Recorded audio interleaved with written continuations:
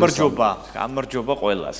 გამარჯობა გიორგი, ეს არის დიდი შესვენება ბუნებრივია და პირველიდან 3-ის ნახევრამდე დაახლოებით თქვენსგან გარგულებაში ვიქნებით სხვადასხვა თემით და იმედია ჩაგვერთვებით სოციალური ქსელის საშუალებით და იქაც ცოცხალ რეჟიმში გამოგველაპარაკებით, იმიტომ რომ ჩვენთვის ძალიან მნიშვნელოვანია თქვენი ჩართულობა. საინტერესო სტუმრები გვეყოლება ტრადიციულად მთელი გადაცემის განმავლობაში. პატა, მოდით ვნახოთ ანონსი და მალე დაგიბრუნდებით ეთერში.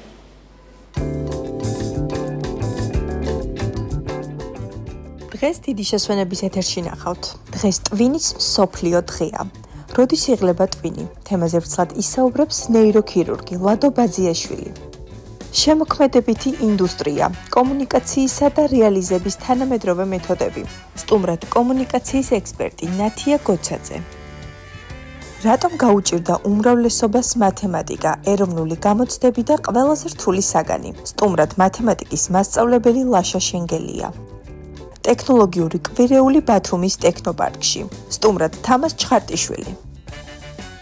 და ბოლოს მესენჯერ ჩართვით მერი ნაკაშიძე შემოგვიერთდება.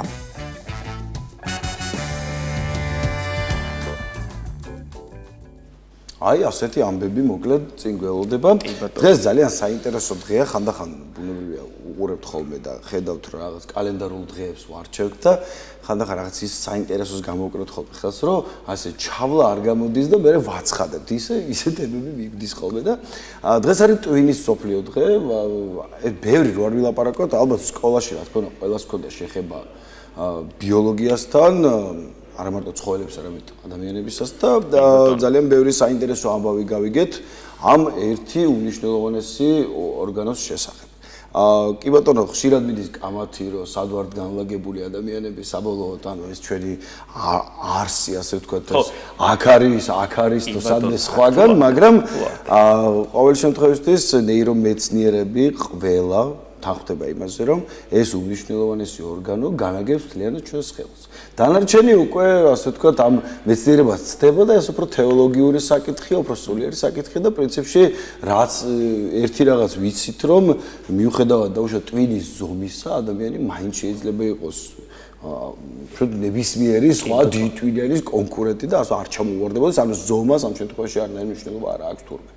თან ადამიანის გარდაცვალების შემდეგ ყველაზე ბოლო ორგანოა, რომელიც ესე იგი იწყებს გდომას, ესეც მნიშვნელოვანია. კი ბატონო, და ერთი დეტალი კიდე ყველა ვიცით ალბათ, მაგრამ კიდე ერთხელ დავუყიჩნოთ, ერთადერთი ასე ვთქვათ პირდაპირი ასე ვთქვათ ტვინის ნაწილი, რაც ჩანს ხოლმე და რასაც ხედავთ, ეს ყოფილა თვალი, ასე ვთქვათ ანალიზატორია, რომელიც აი ეს გარეთ გამოდის და შეგვიძლია ასეთ კომუნიკაცია დავუყუროთ, ასე ვთქვათ ტვინის საშუალებით.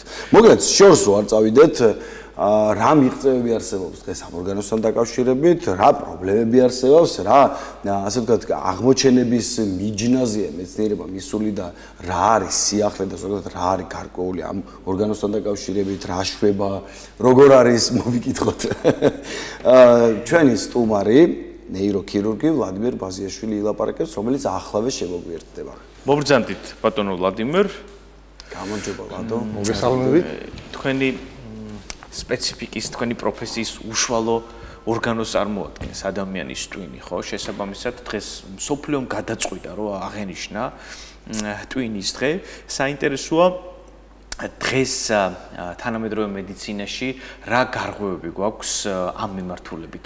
კონკრეტულად ნეიროქირურგიაში ადამიანის ტვინი, როგორც ვიცი, მთლიანად არ არის გახსნილი პროცენტული მაჩვენებელი მისი რო გაიხსნას ადამიანების შესაძლებლობები ზღვარს მიღმა გავაო, ესე ამბობენ. რამდენად შეესაბამება ეს რეალობას? თითქოს ასეთი მითიც მომისმენია რეალობა არის თუ არა თქვენთან დავაზუსტებ, რომ აინშტაინს უფრო ალბერტ აინშტაინს მეცნიერებზე ვსაუბრობ, უფრო მეტად ქონდა ტვინის უჯრედები, ესე იგი გახსნილი, მისი პროცენტული მაჩვენებელი მაღალი იყო და სწორედ ამიტომ ქონდა მას უნიკალური აზროვნების საშუალება. ესეც რამდენად შეესაბამება სიმართლეს, მოგვიყევით ამ ყველაფერზე. მოგესალმებით, მესალმები მაყურებლებს, მართლაც საინტერესო თემაა, მართლაც უკვე მოასწარეთ ბევრი შეკითხვის დასმა, მაგრამ ცადოთ მიყვეთ თანმიმდევრულად. ნეიროქირურგიული კუთხით რო ვისაუბროთ, საკმაოდ დიდი გარღვევები ამ მიმართულებით, განსაკუთრებით ფუნქციური ნეიროქირურგიის მიმართულებით არის დიდი მიღწევები, ვინაიდან ის დაავადებები, რომლებიც მხოლოდ ნევროლოგების კომპეტენცია იყო, უკვე ნეიროქირურგებს გადმოგვეცათ. ვინაიდან შეიქმნა შესწავლილი იქნა ტვინის ხრმა სტრუქტურები ისე, რომ ნეიროქირურგიული манипуляციების ჩარევით ის დაავადებები, მაგალითად პარკინსონის დაავადება რო ავიღოთ, ძალიან კარგად ექვემდებარება ტვინის ხრმა სტიმულაციას, რომელიც არის მინინვაზიური პროცედურა და ის პაციენტები, რომლებიც აქამდე მათი სიცოცხლე იყო გამწარებული იმის გამო, რომ მათი მოტორული აქტივობა მათ არ ექვემდებარებოდა, ტვინის ხრმა სტიმულაციამ საოცარი შედეგები მოგვცა. ეს ცალკე როგორც ნეიროქირურგიის ერთ-ერთი განვითარების მიმართულება. მაგრამ რაც შეეხება მითებს და რეალობას, თქვენ თქვით აინშტაინის თემა, ეხლა რაც არ უნდა არასწორად არ დავეთანხმო მოსაზრებას, აინშტაინს ჩრდილს ვერ მივაყენებთ, ის მაინც გენიოსად რჩება. თუმცა საინტერესო ის არის, რომ აი 10% განვითარება ტვინის, რამდენად არის განვითარებული აინშტაინს უფრო მეტი აქ თუ რიგიც თქვათ, რომ ჩვენ შეიძლება გამოვიკვლიოთ სადმე სოფელში მიღებულ სოფელში, ხო? ეს საკამათო თემად რჩება, როგორც პატონმა პაატამ აღნიშნა, თავიდანვე ტვინის დავეთანხმები მაშინ, რომ ტვინის მოცულობა ადრე იყო სხვანაირი გაგება, მაგალითად ტურგენევს 2 კილოგრამი ტვინი ქონდა, მაგრამ ეს პირდაპირ პროპორციული შეიძლება ვერ იყოს მის კოგნიტიური შესაძლებლობებით, არაფერს არ ვერჩი არც ტურგენევის აზროვნებას, მაგრამ მაინც. თუმცა ბოლო კვლევებით დადგინდა, რომ ტვინის 10% კი არა, ტვინის ფაქტორი ჩვენ საბედნიეროდ ვიყენებთ თითქმის 100%-ით. ვინაიდან და რადგანაც არსებობს ფუნქციური მაგნიტურეზონანსული ტომოგრაფია, რომელიც იძლევა საშუალებას პაციენტის რომელიმე საქმიანობის შესრულების დროს ნეიროვიზუალიზაცია გავაკეთოთ ამა თუ იმ უბნის. და შესაბამისი კერები ამ დროს აქტიურდება, ანუ შესწავლილია ველები, მაგალითად ბროდბანის უამრავი ველია, პენფილდის უამრავი ველია და შესაბამისად რაღაც აქტიურობის დროს ესა თუ ის ველი აქტიურდება და ეს თანაბრადად სმენის ველის აქტიურობის დროს, მაგალითად მუსიკალური აქტივობის დროს ან მოსმენის დროს, მეტყველების დროს საფეთქლის წილის ფუნქციური დატვირთვა მიდის. ეს ძალიან კარგად ჩანს ფუნქციურ მაგნიტურეზონანსულ ტომოგრაფიაზე. მხედველობის ველის დატვირთვის დროს კეფის წილი, ხმოსვის დროს, თქვათ, მედიალური წილები და ასე შემდეგ ტვინის ყველა ველი არის აქტიური შესაბამისი დატვირთვის მიხედვით. ბავშვობიდან ვიცით, რომ შეგვიძლია სხვადასხვა ვარჯიშის სახით ფიზიკურს შევეხები ჯერ, რაღაც კონკრეტული მოქმედებები და მოძრაობები მივიყვანოთ ავტომატიზმამდე და ვაკეთოთ ისე, რომ პრინციპში რაღაცნაირად ამას დიდ ცნობიერებას არ უთმობდეთ. ასევე არსებობს სხვადასხვა ტიპის სავარჯიშოები, რომელიც მიმართულია მეხსიერების გაუმჯობესებაზე, ყურადღების და ასე შემდეგ. რა საკიდან შეიძლება, რა დაბრკოლებებია ზოგადად და როგორ შეიძლება მოკლედ, აი რაც გიორგი მახსენა მანამდე და რაც თქვენი ლაპარაკეთ, აი ამ რაღაც მოქმედებების და მუშაობების შედეგად სრული პოტენციალი გამოვიყენოთ და რაღაც, რა ტიპის სავარჯიშოები არსებობს. კარგი შეკითხვა იმ კუთხით, რომ მაგალითად ჩვენი ინტელექტუალური შესაძლებლობები განსხვავდება ბუნებრივია პატარა ასაკის ბავშვების ინტელექტუალური შესაძლებლობებისგან, მაგრამ არსებობს ტესტები, IQ ტესტები ძალიან საინტერესო ასაკობრივი კუთხითაც.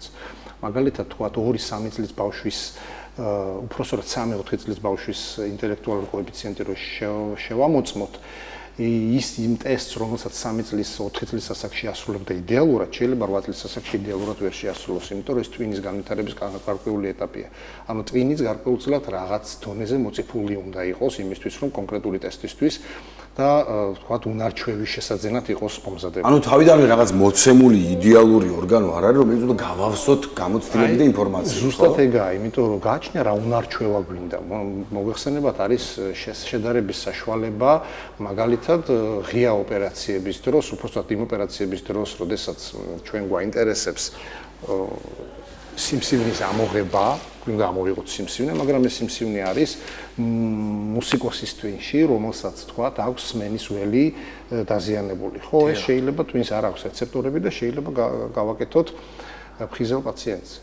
სადაც ხდება კონკრეტული ველის შეფასება, რამდენად აქტიურია ესა თუ ის უბანი და რამდენად ჩვენ რა თქმა უნდა სხვა მეთოდებიც არსებობს. EVI ოპერაციები გვია ამას და საქართველოშიც 1-2 ჩატარდა სხვათა შორის. ანუ იმის მიხედვით თუ ტვინის რომელი უბანი გვინდა ანუ ყოველ შემთხვევაში რა მიმართულება და რა უნარჩვევა გვინდა განავითაროთ, ზუსტად შესაბამისი ტვინის წილიც ვითარდება. მაგრამ ასაკობრივი კომპონენტები აქ მნიშვნელოვანია, რა თქმა უნდა.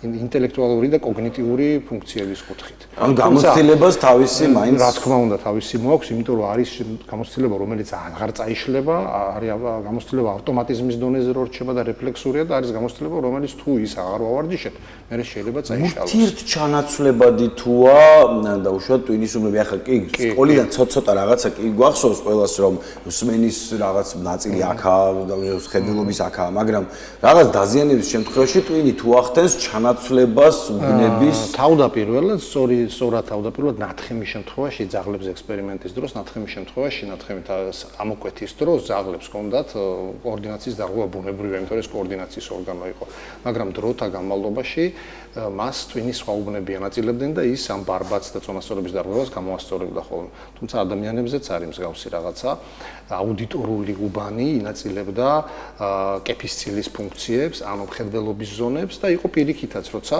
მხედველობის ცილი ინაწილებდა თქვა გრუპ პაციენტებში თავის ფუნქციებს. ანუ ეს შესწავლილია და ნამდვილად არის ასე ტვინს პლასტიკურობა გააჩნია.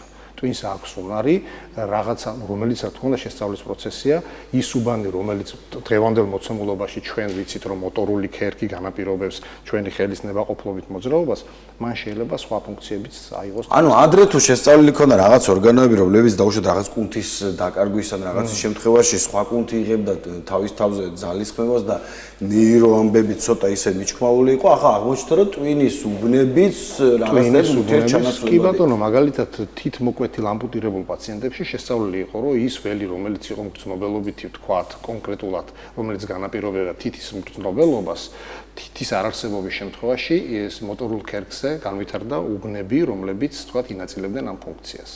ანუ ტვინს აქვს ეს პლასტიკურობის გადანაწილების შესაძლებლობა იმ შემთხვევაში, თუ ეს საჭიროა. და ეს ბოლო 20-30 წლის მიღწევებია ყველაფერი. 2006 წლის კვლევა იყო ეს. კიდევ უფრო ნაკლების. აი ბატონ რაც ახსენა ეგრეთ წოდებული ტვინის ვარჯიშები, ვთქვათ, რა ვარჯიშები შეიძლება ის აღმოჩნდეს ყოველდღიურ დონეზე? არის ეს საინტერესოა ჭადრაკი, ან მათემატიკა, ან ვთქვათ იგივე არ დავასახელებ ახლა რეკლამა რო არ გამოგვივიდეს, ცნობილი ფაზლების აწყობა ბავშვებისთვის, ხო? საინტერესოა ეს ვარჯიშები უმარტივებს თუ არა ადამიანს ტვინის განვითარებას მომავალში. გააჩნია რა გვინდა, დადგენილია, რომ ის გაჯეტები, თამაშები, ჭადრაკი ნებისმიერი ტვინის ინტელექტუალურ შესაძლებლობას რა თქმა უნდა ავითარებს, მაგრამ ეს კონკრეტული მორგებულია კონკრეტულ უნარჩვევაზე, კონკრეტული რაღაც ასევე შესწავლილია, თურმე ინტელექტუალური კოეფიცient IQ შეიძლება ადამიანმა განავითაროს, ივარჯიშოს და თუ თქვა 160 ჰქონდა, შეიძლება 200-მდე აიყვანოს. ანუ ეს საერთო ჯამში კონკრეტული უნარჩვევის განვითარება, რამაც შეიძლება ზოგადი ინტელექტი არ გაზარდოს. სწორად გავიგე ახლა, დაუშვათ ძალიან მაგარ მოჭადრაკეს, რომელსაც შეუძლია 100 სვლით წინასწარ გათვალოს თამაში, დაუშვათ, ნუ ვიხურებ, ახლა საპირფარეშომდე გზა ვერ ისწავლოს ერთი კვირის განმავლობაში. შეიძლება ითქვას, სწორად გაიგეთ. ჩვენ შევაბიჯეთ ისეთ ეპოქაში, სადაც არსებობს ხელოვნური ტვინი. ეგრეთ წოდებული ხელოვნური ინტელექტი, ხო? თქვენ როგორ ფიქრობთ, ბატონო ლადო, შეძლებს თუ არა ხელოვნური ინტელექტი ჩაანაცვლოს ადამიანური ბუნებრივი ტვინი მომავალში? ან თუნდაც ეხლა, რასაც ვისმენთ ყოველდღიურად ხელოვნური ინტელექტის შესაძლებლობების შესახებ, როგორ ფიქრობთ, სად ვართ? მიუხედავად იმისა, რომ ხშირად გვეფიქრება ბოლო დროს ამაზე, მაინც არ მაქვს ჩამოყალიბებული აზრი, იმიტომ რომ ბევრი ბიოეთიკური ელემენტებიც შედის, რელიგიური ელემენტებიც შედის, ეს რაღაცნაირი ისეთი რთული საკითხია. ფაქტია, რომ ჩაანაცვლა უკვე. ჯერეთ ჩაანაცვლა იმით, რომ ადამიანებს, რომელსაც რაღაც გაკეთება ჭირდებოდათ და მხოლოდ თავისი ტვინის ანაბარა უნდა ყოფილიყვნენ, დღეს ამას ხელოვნური უამრავი ChatGPT-ის მსგავსი პლატფორმა აკეთებს.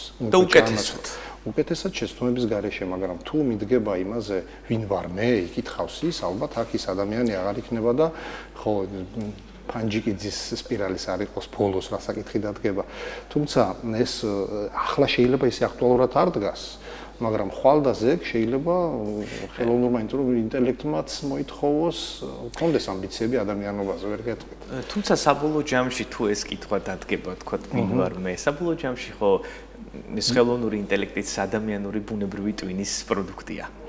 კი, მაგრამ მას ვერანაირად ვერ ექნება ემპათია, მას რაღაც ბევრი ტვინების კრებითობა, ხო? ანუ ჩვენ იმ პროდუქტს ვერ მივანიჭებთ, ჩვენი ადამიანად ჩამოყალიბება არის გამოცდილება, ცნობათა ორგანოების განცდების, ემოციური ფენომენების საფუძველზე და ჩვენ ყალიბდებით როგორც ემოციური არსებები და შესაბამისად ძალიან რთულია ხელოვნურმა ინტელექტმა, ძალიან რთულია ალბათ ეს აქაა შეუძლებლობა, რომ მან ეს განიცადოს. ანუ მექანიკურად თუ გავიგეთ, ანუ სამყაროს თუ გავიგებთ ასე მექანისტურად, გამოდის რომ ემპათია უნდა ვისწავლო, იმიტომ რომ დაუშვათ ბავშვებს, როდესაც ვაკვირდებით, ხო? ბავშვებს არანაირი განცდა არ აქვს, თავიდან სანამშრომელი არ ეტყვის, რომ ეს ცუდია და კარგია, შეუძლია კნუტსაც გადაუაროს და მეორე მომენტში რაღაც კარგი გააკეთოს და ორივე მისთვის თანაბარი ღირებულების იყოს, კარგის და ცუდის გაკეთება, უბრალოდ რაღაცა ქნა. და შემდეგ უკვე ვიღაცები როცა მეუბნებით, რომ აი ეს კარგია, ეს ცუდია, მეერე უყალიბდება და ანუ გამოცდილება შეიძლება. კი, ანუ ხელოვნური ინტელექტს საქმის მაგაშია, ხელოვნური ინტელექტი გამოცდილებას შეიძენს თუ ბრძანების სახით ექნება, ეს საართული თემაა და შეიძლება კი, იმიტომ რომ ნებისმიერი მასთან კომუნიკაცია მოგრძელებულია და თავაზიანია მოგეხსენებათ, მაგრამ რამდენად ბუნებრივი იქნება ეს არავინ არ იცის. კი, ამასთან ერთად ხუბრობა ვნახე, ხელოვნური ინტელექტს ელაპარაკებოდა თითქოს ადამიანი და ეუბნება, რომ ანუ შენო, როდესაც გადაწყვეტო ჩვენსო, ასე დაპყრობასო, ხო გაითვალისწინებ, რომ თქვენობით გელაპარაკებოდიო. ხო და ისიც იქ ტელეპროგრამულად და ისიც ეუბნება რა თქმა უნდა შემოძალებას, ხო, რა თქმა უნდა, იმას რა იგეთი პასუხი ექნება. ბატონ ლადო, უნდა შევეხოთ ტვინის დაავადებებს და ამათგან ერთ-ერთ ყველაზე გამორჩეულს ალბათ ალცჰეიმერის დაავადებას, ხო, რომელიც საკმაოდ პროგრესირებადი დაავადება გახდა 21 საუკუნეში. ჩვენ ხედავთ არაერთ ცნობილ ადამიანს, რომელიც იტანჯება, ეხლა ამ თემაზე რო ვემზადებოდი, ვნახე, რომ ბრიუს უილისი იტანჯება ამ დაავადებით, ერთ-ერთი ჰოლივუდის მსახიობი. ჩემი ერთ-ერთი საყვარელი მსახიობი და ამიტომაც დამაინტერესა ამ თემამ, რომელიც ფაქტიურად დაავადების იმ სტადიაშია, როდესაც უკვე საკუთარ ახლობლებს ვეღარ სნობს და მისი მდგომარეობა დღითიდღე უარესდება. ბრიუს უილისის გარდა ეს ამ დაავადებით იტანჯება უამრავი ადამიანი და მათ შორის საქართველოშიც, ხო? რა გარღვევები არსებობს დღეისათვის ალცჰეიმერის წინააღმდეგ საბრძოლველად მედიცინაში? სამწუხაროდ ვიტყოდი რომ საბედნიეროდ თუ ეს უკვე ისე ფუნქციურ ნეიროქირურგიას გადმოეცემა ტვინის სტიმულაციის სახით და ეს ძალიან საინტერესო თემაა, საოცარი მიმართულება, ალბათ 21 საუკუნის მეორე ნახევარი ამას დაეთმობა. კონკრეტულად ჯერჯერობით ფუნქციური ნეიროქირურგიაში, ანუ როგორც ასეთი კურნალობის მეთოდად დანერგილი არ არის, იმიტომ რომ ალცჰეიმერის დაავადებას რამდენიმე პათოგენეზი აქვს, რომელიც ბოლომდე არ არის შესწავლილი და შესაბამისად ჯერ კიდევ ეს არის ნევროლოგების კომპეტენცია. და რაც შეეხება თუ კი ჩვენ შევისწავლით, რომ არის ალცჰეიმერის დაავადების პათოგენეზის ეტაპები შესწავლილი მოლეკულების მარკერების დონეზე, მაგრამ ეს არის რთული ავტოიმუნური პროცესი, რომლის დალაგებაც თეორიულად შესაძლებელია, იმიტომ რომ დღევანდელ დღეს იქ სადაც უკვე ვაქცინაციის ეპოქაა, იქ სადაც უკვე იაპონელები გენომს მართავენ, უკვე იქ ისა დაუნის სინდრომის შემთხვევაში ტრისომიური გენის მართვა და ამოღება შეძლეს, ეს უკვე ფაქტიურად ძალიან ახლოსაა და ხელის გულზე გვაქვს შესაძლებელია, რა თქმა უნდა. თუ ჩვენ ვიცით და დარწმუნებული ვართ, რომ პათოგენეზში ჩართული კომპონენტები არის დამნაშავე.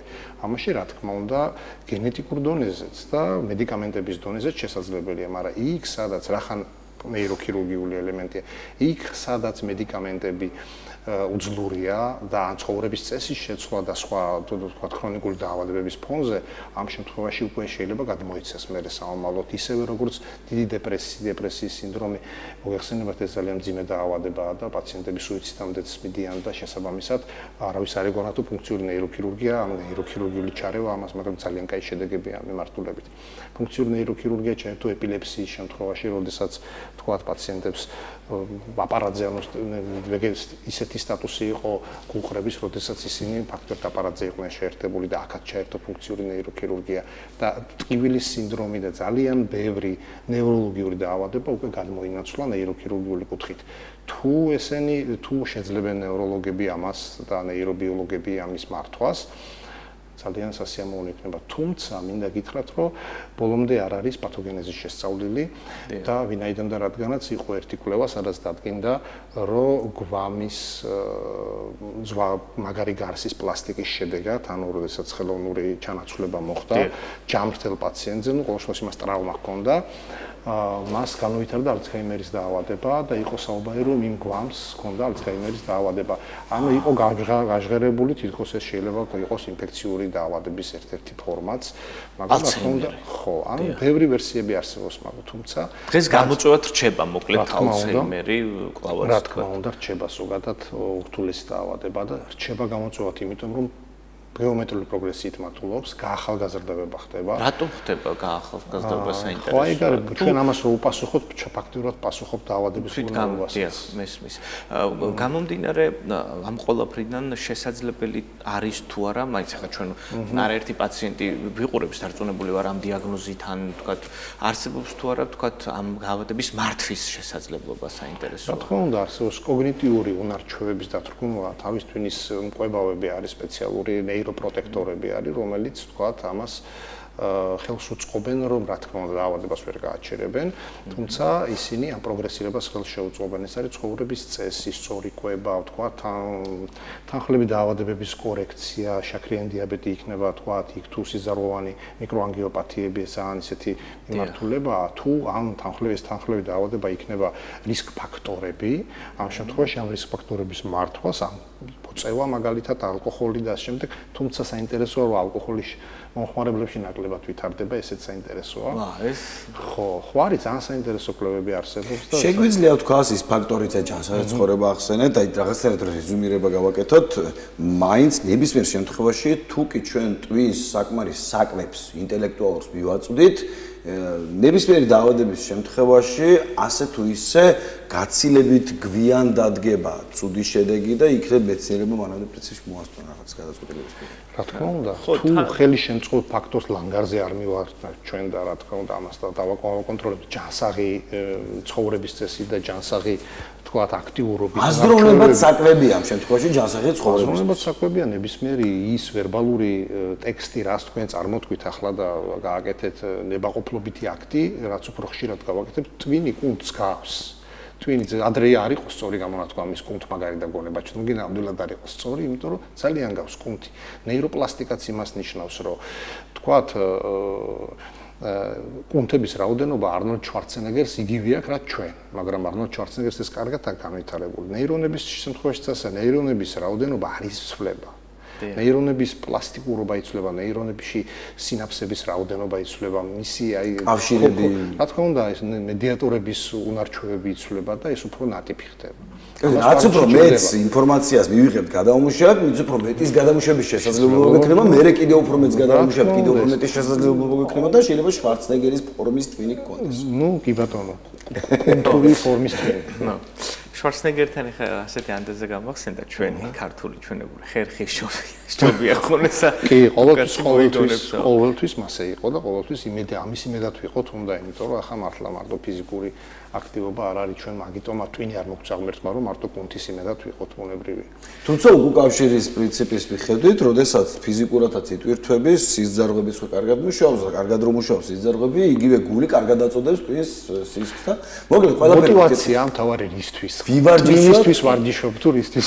ვივარჯიშოთ, ვიფიქროთ, ვიკითხოთ, ინფორმაციას გავეცნოთ, კრიტიკული აზროვნება განვითაროთ და ასე თუ ისე მეცნიერებს ცოტა მეტი დრო ექნებათ იმისთვის, რომ რაღაც კიდევ უფრო მეტ მიღწევამდე მივიდნენ, იმიტომ რომ 21 საუკუნე ძალიან სწრაფია და ძალიან ბევრი მიღწევის საშუალებას იძლევა დღეს. ძალიან დიდი მადლობა ლადო, ვიცით რომ ოპერაციიდან ლამის მოგაცდინეთ და ეხლა კიდე მეორესთვის ემზადებით და მადლობა თქვენ. თქვენ პაციენტი გელოდებათ და ჩვენც მაყურებლები ახალი თემით. საინტერესო საუბარი იყო twin-ის მსოფლიო დღე აღნიშნა პლანეტამ და ამ თემას ასაუბროთ. ნეიროქირურგი ლადო ბაზიაშვილი გახდათ ჩვენი სტუმარი.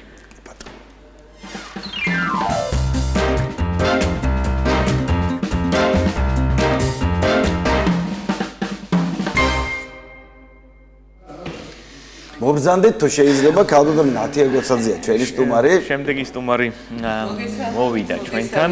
გამარჯობა. რა თქმა უნდა არაერთხელ გინახავთ ჩვენს ეთერში. ქალბატონი ნათია კომუნიკაციის ექსპერტია, რომელიც სხვადასხვა თემასთან დაკავშირებით ბევრჯერ მოგვიწევია და ამ შემთხვევაში ნახავთ ისე ვლაპარაკობდა შემოქმედებითობაზე. ამ შემთხვევაში შემოქმედებასთან პირდაპირ კავშირი აქვს ამას, ჩვენ პირველ სტუმარს აღნიშნა გამბავი, რომ რაც უფრო ხშირად ვიფიქრებ, რომ მეტი იდეა შეიძლება მომიგდეს და არასდროს არ ვთქვათ ამ ყველაფერზე უარია საუცილებლად და მეთქვა.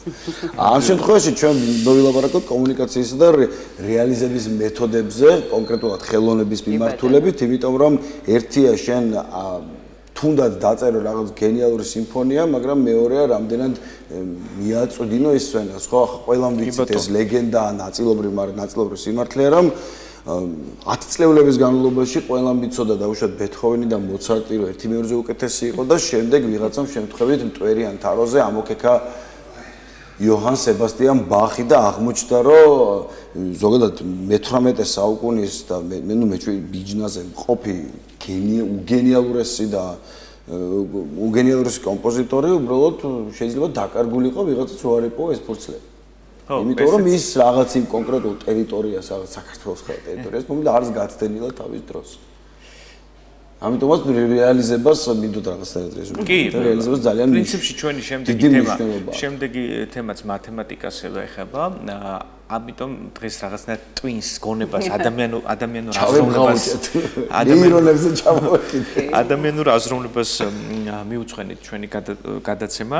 საინტერესოა შემოქმედებით ინდუსტრიაში, ვთქვათ, თქვენ როგორ განიხილავთ საკუთარ თავს, საკუთარ შესაძლებლობებს, მოგვიყევით თქვენი პროექტების შესახებ, კომუნიკაციის ექსპერტი ბრძანდებით, ხო? ეს საკმაოდ ისეთი სპეციფიური მიმართულებაა და ძალიან პოპულარული ბოლო პერიოდში საქართველოში.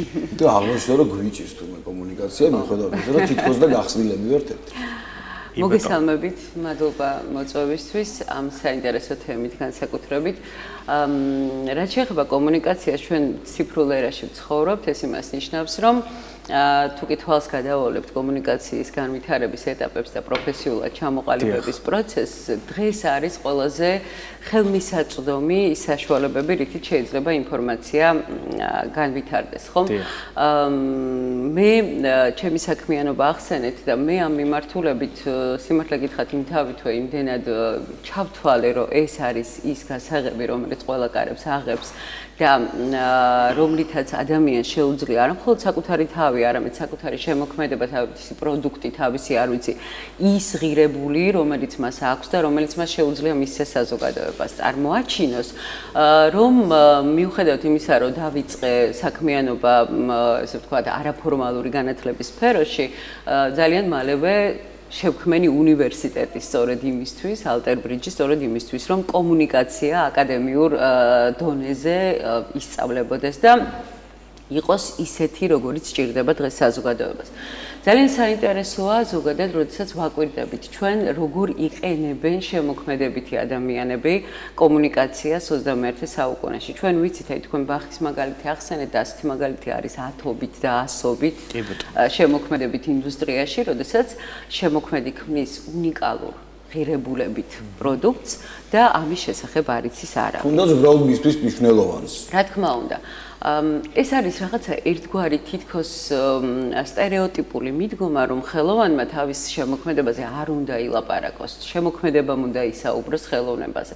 ეს ბუნებრივია, მაგრამ იცით, ასევე სტერეოტიპული მიდგომაა, რომ ხელოვანები მხოლოდ გარდაცვალების შემდეგ არიან აღიარებულები, ხო? ვიცით, ეს იქნება ხო რაღაცა მხატვრობის მიმართულება იქნება თუ სხვადასხვა მიმართულება რა თქმა უნდა. ხო, ეს არის მოვლენა, რომელიც უნდა დავტოვოთ წინა საუკუნეებში, იმიტომ რომ დღეს თუ ჩვენი შემოქმედება არ საუბრობს ჩვენ შესახებ, ჩვენ უნდა გავხდეთ მისი ხმა.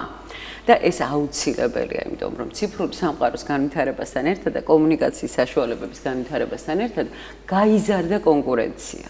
დღეს ბრენდი შემოქმედება როგორც ბრენდი არის იმდენად მნიშვნელოვანი და იმდენად საფიქრალი აქვს ალბათ ყველა შემოქმედს როგორ გახადოს უნიკალური ბრენდი, როგორ აქციოს უნიკალურ ბრენდად და კიდევ უფრო მეტი როგორ გახდეს ეს ბრენდი ტრენდი, იმიტომ რომ ჩვენ ვართ სოციუმი, რომელიც მიყვება ტრენდებს, ამ ტრენდებს გვისაზღვრავს გარკვეულწილად მსოფლიოს ბაზარი და ის რომ გარკვეულად შემოქმედებით არ აქვს მნიშვნელობა მიმართულებას, შემოქმედებით ინდუსტრიაში ჩნდება რაღაცა ტრენდული მიმართულებები, მაგალითად არ ვიცი, იქნება ეს ნებისმიერი მხატვრის ნამუშევარი, რომელიც არის ტრენდი და რომელიც უკვე პრესტიჟულია, ხო, რომ აჩუქო ვინმეს ან დაიკიდო და არა აქვს, ნახეთ როგორ არის ძალიან ხშირად ხა არ მინდა რომ ვინმე შეურაცხყოფა მივაყერო ამით, მაგრამ ძალიან ხშირად შემოქმედებითი ღირებულება იმდენად მაღალი არ არის დღეს პროდუქტის, რამდენადაც საზოგადოებრივი აზრი ამ პროდუქტზე არის ჩამოყალიბებული, რომ ის არის ტრენდი და ტრენდულია. ეგ არა მარტო ხელოვნებაშია, ხშირად ამის ხვეპლი ხდება საზოგადოება, გინდ სოციალური, გინდ პოლიტიკური მიმართულებით, რომ პოპულარობა მეტია ვიდრე ხარისხი. ხო, და აი რატომ ვახსენე ეს, იცით რომ ეს იმის დამსახურებაა, რომ იმ ადამიანმა, რომელმაც შექმნა ეს პროდუქტი, მიაგნო ამ პროდუქტის უნიკალურობას. ანუ მან თავისი პროდუქტისგან შექმნა ბრენდი, რომელსაც აქვს ისტორია, აქვს ემოცია, აქვს სული და ჩვენ სწორედ ამას ვყიდულობთ. და ეს არის ძალიან მნიშვნელოვანი. გამდნათი ამ დღეებში ასეთი სკანდალი, პრინციპში სკანდალი რატო იყო, ნუ სკანდალად აღიქვეს. მოკლედ ჯგუფი რაღაც მუსიკალური ჯგუფი, რომელიც Spotify-ზე აქტიურად ისმინებოდა და დააგროვა 2 მილიონი მიმდევარი და აბა მოსმენები და ფულს გამოიმუშავებდა და რამდენიმე 1000 თვეში. გასკდა ამბავი, რომ ხელოვნური ინტელექტის შემოქმედება აი აქ მანამდე ვამბობთ, რომ ჩვენ და დაუშვათ ტექნიკას შორის სხვაობა არის ჩვენი სპონტანურობა და ჩვენი ასე ვთქვათ აბსტრაქტული აზროვნება, ხო, ჩვენ შეგვიძლია ვიფიქროთ საგნებზე, რომელიც თვალთა ხედვაში არ გვაქვს, ხო, უბრალოდ შეგვიძლია სადღაც წამოვწვე და ვიფიქრო რაღაც არ ვიცი მე ბეტონზე, რომელიც იქ არ მაქვს. თითქოს და სხვა ცხოველები ჩვენგან ამით განსხვავდება და ახლა ხელოვნურ ინტელექტს ამას ვიძახოდი და უცებ აღმოჩნდა, რომ ხელოვნურ ინტელექტს ძალიან კარგად შეუძლია ამ გამოცდილებას მოუყაროს თავი და მან რა უნდა გავაკეთოთ? ძალიან რთული სიტუაცია ამ კუთხით და გეტყვით რატომ? იმიტომ რომ დღეს ხელოვნური ინტელექტი ფაქტობრივად ინახავს დასაბამიდან დღემდე კაცობრიობის ისტორიას ნებისმიერი მიმართულებით. ხო, ან ჩატვირთული ეს ბაზა, დატა ბაზა რაც არის, მოიცავს ყველაფერს, ხო? ეს ეხება მუსიკასაც, ეხება მხატვრობასაც, ეხება ლიტერატურასაც, შემოქმედებითი ნაწილი. ჩვენგან განსხვავებით ახსოვს ეგ ყველაფერი. და რაც თავარია ჩვენგან განსხვავებით, მას შეუძლია თუ კი საჭიროება მოითხოვს ამას, ნებისმიერი სტილის, ნებისმიერი რაღაცის მიხედვით შექმნას ისეთი პროდუქტი, რომელზეც ჩვენ შეიძლება თვეები და წლები გვჭირდებოდეს, მაგრამ განსხვავება რაშია, ნახეთ, აი წინა სტუმარი ტვინზე საუბრობდა და აუცილებლად უნდა ვთქვათ ეს, რომ ხო, ადამიანი არის ერთადერთი არსება ამ სამყაროში, ვისაც შეუძლია წარმოიდგინოს და შექმნას ის, რაც ჯერ არ მომხდარა. ხელოვნური ინტელექტი ეყრდნობა ბაზას, რომელიც უკვე არსებობს. და ის, როდესაც ქმნის პროდუქტს, მუსიკალურს მაგალითად, ან თუნდაც არ ვიცი, ნებისმიერი სახის შემოქმედებით პროდუქტს, ის ქმნის სინთეზს უკვე არსებული სხვადასხვა პროდუქტისგან. ფაქტობრივად გამოდის ამ სინთეზით ის, რაც ჯერ არ მომხდარა, მაგრამ ეს არ არის უნიკალური და ინდივიდუალური. თუმცა შეგვიძლია მოთხოვოთ, რომ დაუყარე ის, რაც აქამდე არ დაკრულა და არ გაგიგია. შეგვიძლია მოთხოვოთ, მაგრამ არ ვიცი რამდენად შეასრულებს. საერთოდ ნახეთ, ან თუ შეასრულებს უკვე არსებულის ბაზაზე შეასრულებს. არსებულის ბაზაზე, იმიტომ რომ ის ეყრდნობა ბაზას. ადამიანი და განსაკუთრებით შემოქმედებითი ადამიანი, თავისი ნეოკორტექსის წყალობით მას აქვს უნარი ფანტაზიის, წარმოსახვის, ოცნების, მიგნების და გენია სწორედ აკრიბება, ხო? რომ შენ შექმნა ის, რაც არის შენი და არის უნიკალური. მე მაინც ვფიქრობ, რომ ეს მხოლოდ ადამიანს შეუძლია, თუმცა აი ჩვენ წინა სტუმართან ერთადაც თქვენ საუბრობდით ამაზე და ახსენეთ კიდეც, რომ თუ კი ადამიანი დაკარგავს ამ ფუნქციას და მთლიანად მიენდობა იმ ციფრულ, ესე ვთქვათ, ინსტრუმენტებს, უკვე საშიშროება დგას ამისი, რომ ჩვენი ტვინი გაზარმაცდება და უბრალოდ ნეოკორტექსი თავის ფუნქციას აკარგავს და დარჩება აქაც მხოლოდ ანალიტიკა და არა შექმნა. კაბუტონატია, თქვენ საუბარში ახსენეთ ერთი მნიშვნელოვანი პასაჟი, ანუ როგორ მოახერხოს იგივე ხელოვანმა, ან თუნდაც ნებისმიერმა ნიჭიერმა ადამიანმა კომუნიკაცია გარესამყაროსთან და თავისი შემოქმედების რეალიზება. ეს მნიშვნელოვანი ასპექტია, იმიტომ რომ საქართველოში ბევრი ნიჭიერი ადამიანი ცხოვრობს. აქედან გამომდინარე, ზოგს ვთქვათ, პრობლემა აქვს კომუნიკაციის და ჩვენ არ ვიცით მათ შესახებ. შესაძლოა ვინმე კარგად ხატავდეს, ან ვინმე კარგად რა ვიცი, უკრავდეს, ან აქედან გამომდინარე, ვთქვათ, ეს კომუნიკაციის ინსტრუმენტები რამდენად შეუწყობდა ამ ადამიანებს ხელს გამოვიდნენ საზოგადოებაში, წარმოაჩინონ თავიანთი ნიჭი და არსებობს თუ არა ტექნოლოგიები, ხო? იგივე მაგალითად პატა, რომელიც კარგად უკრავს, შესანიშნავად, ვთქვათ, აღმოჩნდეს უცებ სამხრეთ ამერიკის სამუსიკო არეაში, ბაზარზე, ესე რომ ვთქვათ. აქედან გამომდინარე, რა უნდა გააკეთოს ამისთვის იგივე, ვთქვათ, თანამედროვე ხელოვანმა, ან თუნდაც შემოქმედმა, როგორ ფიქრობთ? პირველ რიგში ალბათ უნდა გაიაზროს, რომ ეს მას სჭირდება. იმიტომ რომ დღეს როდესაც სტრატეგიულ კომუნიკაციაზე ვსაუბრობთ, ეს რაზეც თქვენ საუბრობთ, არის კომუნიკაციის სტრატეგია. ანუ რას ნიშნავს ეს? ნახეთ, მნიშვნელობა არ აქვს რომელ სფეროში მოღვაწეობთ. ნებისმიერ სფეროში ჩვენ გვჭირდება კონდეს განსაზღვრული როგორი სტრატეგია მაქვს კომუნიკაციის იმისთვის, რომ ჩემი პროდუქტი ან ჩემი მიერ შექმნილი რამ, რასაც ვაკეთებ, მივიდეს მათთან, ვისთვისაც ეს იქნება. და თუ სურვილი გვაქვს, ხო, ასევე. თუ სურვილი გახდა, თუ არ მინდა არავის ვაჩვენო, ვერც კომუნიკაციას დამაძალებს ვერავინ, მაგრამ როგორც წესი, დაიბრალო რომ გინდა სინამდვილეში თუ არ აკეთებ, არ გინდა. ხო, როგორც წესი, ძალიან ბევრია მართლაც ნიჭიერი ადამიანი, რომელიც უბრალოდ აი თავისი, ესე ვთქვათ, რაღაც გარკვეული უნარჩვევების, ნაკლებობის კომუნიკაციის არცოდნის გამო. ამ დროს დღეს ისე როგორც არასდროს შესაძლებელია გაცდეს საზღვრებს და შენი შემოქმედება აჩვენო თემ სოფლიოს და სადღაც შეიძლება არ ვიცი მიგიწვიან შენი ნახატი შეიძინოს რომელიღაცა ქვეყნის რომელიმე კოლექციონერმა და რა არის ამისთვის საჭირო. ნახეთ, პირველ რიგში რა თქმა უნდა, მე მაგალითად ხვალ მაქვს ვორქშოპი ამ თემაზე, ძალიან საინტერესო ვორქშოპი იქნება. კომუნიკაციის არხებზე, ხო? კომუნიკაციის არხებზე და არა მხოლოდ. პირველ რიგში რაც უნდა გავითავისოთ, ეს არის რომ ეს არის ცალკე პროფესია და ეს პროფესია უნდა ვისწავლოთ. ანუ ნახეთ, ციფრული პლატფორმები. ეს უნარი არა ეს პროფესია. ეს უკვე პროფესია. ხო, თან აქ ერთი სტიგმა შემოდის, ხო? თანამედროვე არტისტებს და არა მარტო არტისტებს, იგივე ადამიანებს, რომლებიც თავის საქმეში პროფესიონალი, შეიძლება არქიტექტორი იყოს, შეიძლება ინჟინერი იყოს, ხატვარი, მუსიკოსი, რაღაცნაირად ფიქრობენ, რომ იცით, რაღაც მე ხوار მოვახდენ ჩემი თავის პოპულარიზაციას, ჩემი თავის წარმოჩენას, ჩემი თავის გაყიდვას, ესე რომ ვთქვათ. მე თუ ვაკეთებ შესაქმეს და ეს ყოველთვის იპოვის თავის სწორედ ის სტერეოტიპი, რომელიც ეს ხშირად ხელს უშლის, ხო, ადამიანს ესე გამოდის. ხელოვანს იყოს რეალიზებული. ამ დროს ნახეთ, როგორ არის ამ შემთხვევაში, მოდით ასე შევხედოთ, ანუ ნიჭი რომ აქვს და შემოქმედებითი რო ვარ, ეს ესე იგი დასჯადია, ხო? იმიტომ რომ მე ამას ვაკეთებ და თუ ამით რეალიზებას და თვით რეალიზებას ვერ ვახდენ და ჩემი ფინანსური რესურსი თუ აღიარება და პოპულარიზაცია თუ რაღაცა სტატუსი ამაზე არ არის მიბმული, მე თვითონ ეს თავდამბლობის სტიგმა თუ რა არის საინტერესოა ეს. სწორი, იმიტომ რომ ნახეთ, ვილაპარაკოთ ჩემ თავზე, ძალიან მარტივი ესეთი როგორ გითხრათ, პირველ კურსელისთვის განმარტება არის საზოგადოებასთან ურთიერთობასა და რეკლამას შორის სხვაობა. როცა შენ თავზე ლაპარაკობ და შენი თავის გაყიდვა გინდა, ეს რეკლამაა, თვით რეკლამა, მაგრამ როდესაც შენ ქმნი ბრენდს, რომელზეც ლაპარაკობენ, ეს უკვე არის საზოგადოებასთან ურთიერთობა. შენი ქმედებები იწვევს რეპუტაციას, მაგრამ ნახეთ, რა ქმედებებზეა საუბარი. პირველ რიგში ალბათ ყველა შემოქმედმა ადამიანმა უნდა გაითავისოს ვისთვის არის მისი შემოქმედება განკუთვნილი. ანუ როგორია მისი სეგმენტი, ესე ვთქვათ, და ვის უნდა ელაპარაკოს, ხომ? არ არის აუცილებელი პირდაპირ იმაზე ვილაპარაკოთ, როგორი კარგი ვარ მე, არა, ნახეთ, ვინ ვარ მე. ყველა ბრენდს აქვს თავისი ისტორია, ხომ?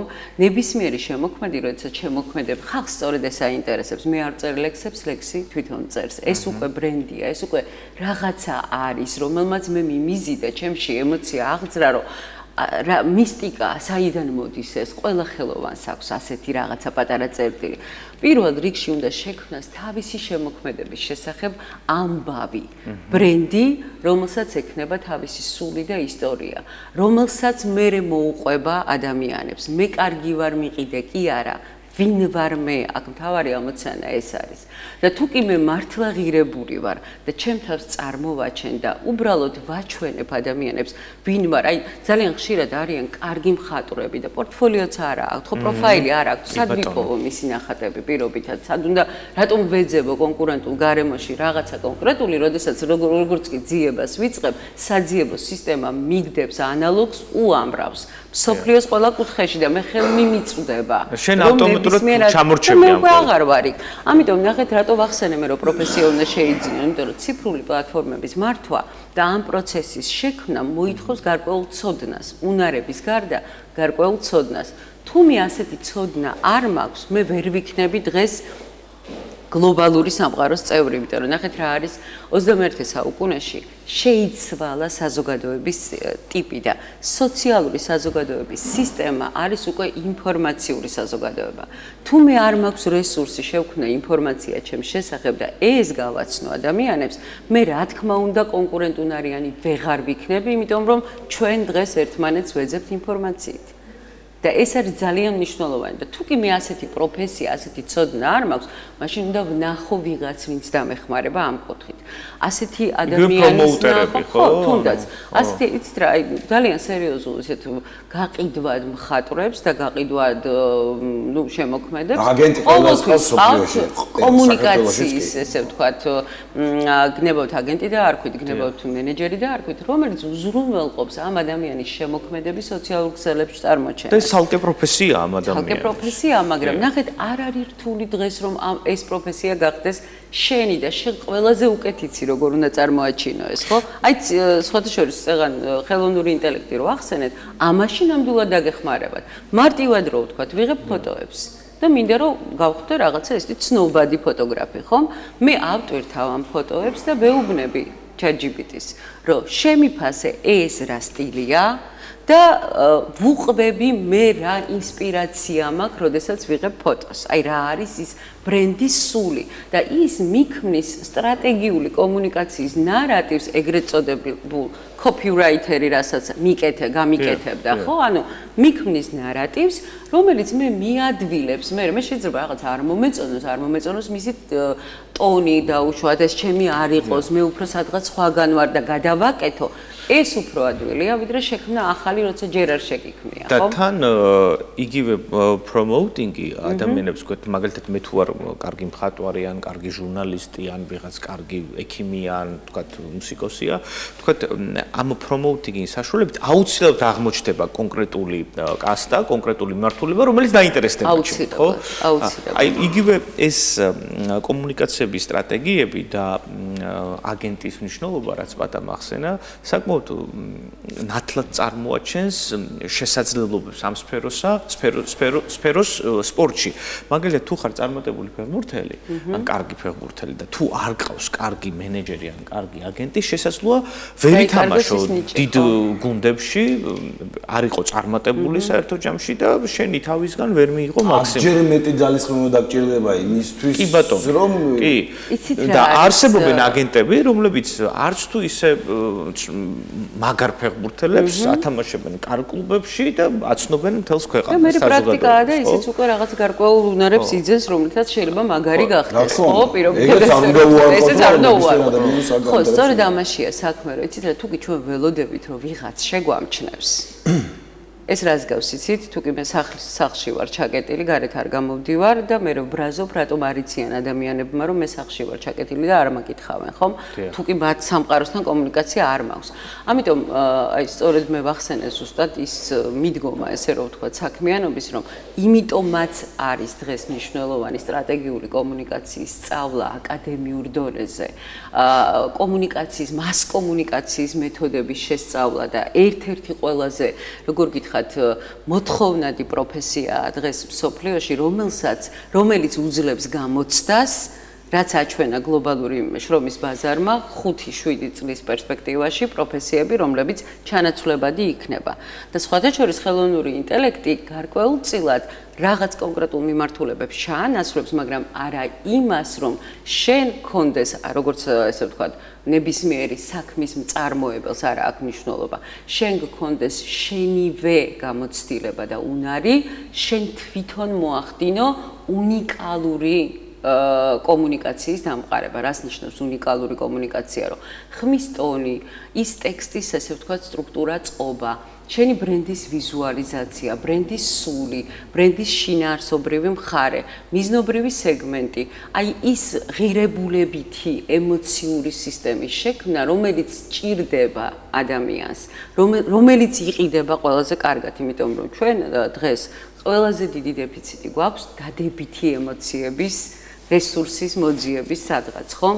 და თუ მე ამ დადებით ემოციას პოულობ ნახატში, პოულობ მუსიკაში, რაღაცა ხელნაკეთ ნივთში და ვიცი, რომ ის რაღაცა ისეთი ღირებულების მატარებელია, რომელიც მე სიმშვიდეს და რა სიამოვნებას მომიტანს და პლუს ამას, როდესაც ჩუქნი ვიღაცას, ვეუბნები, რომ ეს იცი რა არის? აი ამის ავტორი ამას რო აკეთებს და ვუყვები ამბავს და მე ვყიდი ამბავს ნაკეთობასთან ერთად. იმიტომ რომ ნაკეთობა დღეს უამრავია. მხატვრები დღეს ძალიან ბევრი ნიჭიერი ახალგაზრდა წამოვიდა, არაჩვეულებრივ მიმართულებებს ქმნიან, მათ შორის რაღაცა ესეთი ციფრული მიმართულებითაც, ხომ? მაგრამ ყველაფერს ამას უნდა კონდეს თავისი რაღაცა ღირებულებითი, როგორც თითოეულ ადამიანს, თითოეული ინდივიდი, ხომ? ესეთი კარგი თქმაა, რომ თითოეული ჩვენგანი რაღაცით ვგავართ ყველას. რაღაცით ვგავართ ზოგიერთს და რაღაცით არ ვგავართ არავის. ამიტომაც ვართ ისინი, ვინც ვართ. ამიტომაც ვართ ისინი. აი, სწორედ ის უნდა იპოვო, რითიც არ გავხარ არავის, რაც შენი უნიკალურობის მაჩვენებელია. და ეს უნდა გააკეთო შენ, როდესაც ხარ შემოქმედი. ამიტომ ძალიან მნიშვნელოვანია, რომ საკუთარი ნიჭის, საკუთარი უნარის, საკუთარი შემოქმედების ღირებულის, რაც შეიძლება საზოგადოებისთვისაც ღირებული გახდეს, ამის წარმოჩენა შეეძლოს მას, ვინც ქმნის ამ ყველაფერს. კი ბატონო, და ამაზე უკეთეს რეზუმეს ვერც გავაკეთებდით. ჩვენი სტუმარი იყო კაპიტან ნათია გოცაძე, კომუნიკაციის ექსპერტი და პრინციპში ზუსტად კომუნიკაცია დავამყარეთ ახლა ერთმანეთთან და მაყურებელთან. და მთავარი ამბავი არის, რომ არ მოგვერიდოს ჩვენი თავის, ჩვენი ნიჭის დემონსტრებისა და ვიყოთ კომუნიკაციაში საზოგადოებასთან. კი ბატონო, ჩვენ კი რამდენიმე წამში დაგიბრუნდებით ახლა. მოკლედ დაგიბრუნდით კიდეც რამდენიმე წამში. გავიდა პრინციპში. ხო, ძალიან საინტერესო ამბავზე ვლაპარაკობდით მართლაც, იმიტომ რომ ალბათ ის უნარები, რაც ჩვენშია დამალული და ნებისმიერ ჩვენგანში პრინციპში და ზოგადად ცოცხალ ნებისმიერ არსებაში, თუ რაღაც გარენიშნებით ვერ შემომჩნიეთ, ვერც კი მივხვდებით იქ რა ხდება, ხო ხარ? როდესაც გეკითხები როგორ ხარ და შენ უბრალოდ ან ზურგს შემაქცევ ან რაღაცას, ანუ რაღაც გამოცდილებით შეიძლება მივხვდე რომ მოწყენილი ხარ ან ხიარული, მაგრამ სანამ არ მეტყვი რომ იცი რა ეს მანამდე გაუგებარებია რაზე ის პატა პრინციპში დღეს რაღაც ინტელექტუალურ შესაძლებლობებთან დაკავშირებული გადაცემა გამოგვდის და უნდა ვისაუბროთ ერთიან ეროვნულ გამოცდებზე. კონკრეტულად კი მათემატიკის კუთხით მე აღნიშნე კიდეც რომ დღეს მათემატიკაზე ვისაუბრებდი, რომელიც ტვინის გაუმჯობესებას ხელს უწყობს, მათემატიკური მაგალითები და ასე შემდეგ. რატომღაც აღმოჩნდა რომ წელს მათემატიკის გამოცდის ჩაბარება ბევრ აბიტურიენტს გაუჭირდა.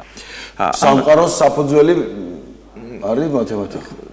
და თან ნობელის პრემია არ გაიცემა მათემატიკაში ამავდროულად. ეგ უკვე ცალკე ისტორია, პირადი ამბებია. მოდი ლაშა შენგელია მოვიწვიოთ, ახალგაზრდა მათემატიკის მასწავლებელი ჩვენთან სტუდიაში. მობრძანდით ბატონო ლაშა. მადლობთ რომ ხართ დღეს ჩვენი სტუმარი. ერთიან ეროვნულ გამოცდებზე ვსაუბრობდით, თითქოს და რაღაცნაირად ისე მოხდა, რომ წელს გაუჭირდათო ესე გითხრეს მათემატიკის ჩაბარება აბიტურიენტებს. რასთან არის ეს დაკავშირებული? რაღაც მათემატიკური მაგალითები გართულდა თუ მოვიდა ისეთი თაობა, რომელიც არ ინტერესდება უბრალოდ სიღრმისეულად მათემატიკით? კი ბატონო, ნახეთ, ანუ ჯერ აგვისტოს თვე არ მოსულა, ესე რომ ვთქვათ, ნამდვილი შედეგები არ დადებულა, მაგრამ თქვენც ალბათ ნახავდით არა სოციალურ ქსელში, რომ მოსწავლეებისა და მოსწავლეების მშობლების ანუ ნებათაღელვაა ესე რომ ვთქვათ და საკმაოდ ნერვიულობენ და წინასწარ შედეგებს საკმაოდ ისე ცუდად განიხილავენ. რაც რა თქმა უნდა დამოკიდებულია იმ ფაქტორზე და იმ ფაქტზე, რომ მათემატიკა სამწუხაროდ ბოლო წელს არ ისწავლება, ალბათ თქვენც დამეთანხმებით ამ ფაქტში. ნახეთ, მე-5, მე-6, მე-7, ანუ ფაქტობრივად 6-7 წელი მოსწავლე პასიურ მდგომარეობაშია, მოსწავლეთა უმეტესობა საჯარო სკოლებში და შემდეგ აი ბოლო მე-12 კლასში ესე რომ ვთქვათ, გაუნათდებათ გონება და მომდებათ, რომ მოდი მათემატიკით ჩავაბარებოდა. შესაბამისად, მსგავსი რაღაცა საკმაოდ დიდი დილემის წინაშე გვაყენებს ჩვენს მასწავლებლებს და ასევე თვითონ მოსწავლეებსაც.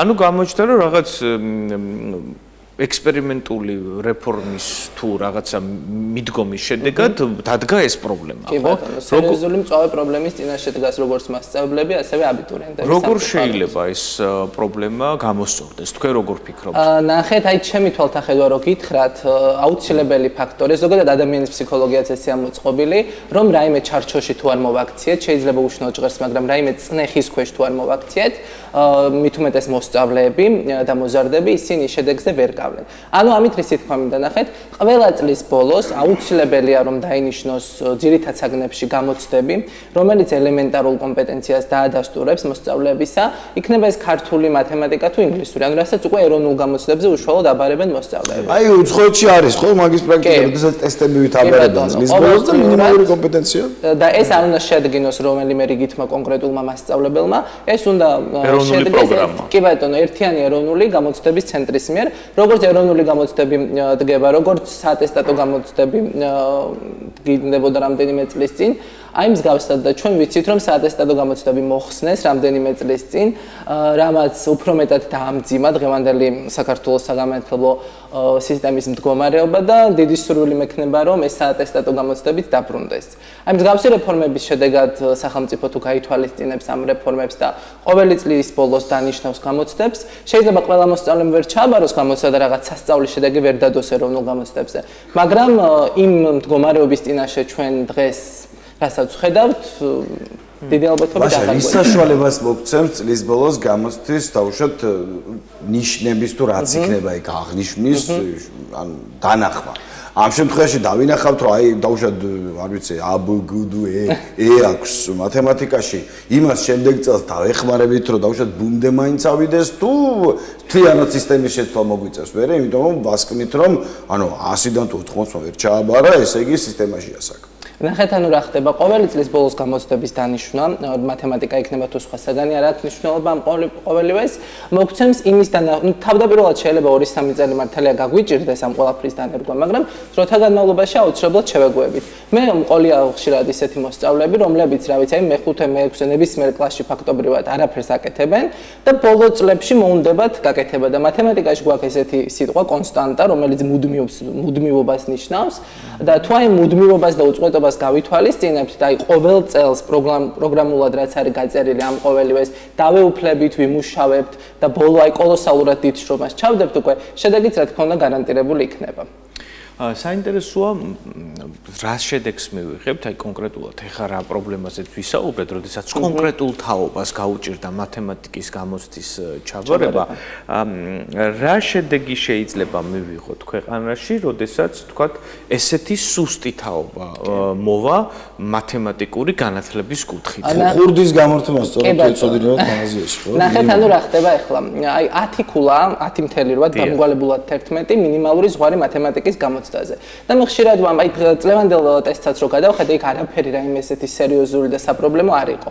ანუ არ იყო არც პროგრამაზე აცდენილი, არ იყო პროგრამასთან შეუთავსებლობა. ანუ ბავშვები არ იყვნენ მომზადებული. ბავშვები არ იყვნენ ფაქტობრივად მომზადებული და წეღანაც აღვნიშნეთ რატომ, ხო, რატომ მივედით ამ მიზეზებამდე და ნახეთ, ეხლა ყველაფერი არის ჯაჭვურად მასში, რატო უჭირს ჩვენ საგამართლებლო სისტემას და რატო ვართ მე-60 თუ 74 ადგილას, ხო?